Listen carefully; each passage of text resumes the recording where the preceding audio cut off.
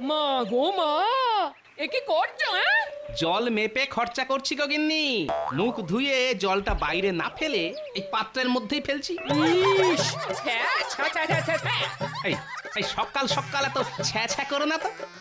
এমনিতেই জলের যে অভাব, তার মধ্যে শুধু মুখ ধোয়ার জন্য জল নষ্ট করা মানে বোকামি, বুঝলে? তা বলি, ওই এঁটো জল কোন কাজে লাগবে শুনি?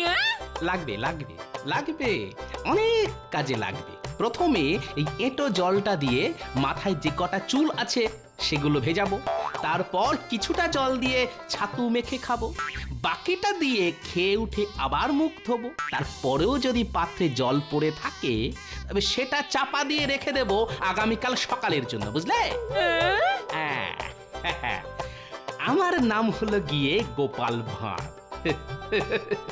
কিভাবে মেপে মেপে খরচা করতে হয় সেটা আমার থেকে ভালো আর কেউ জানে না।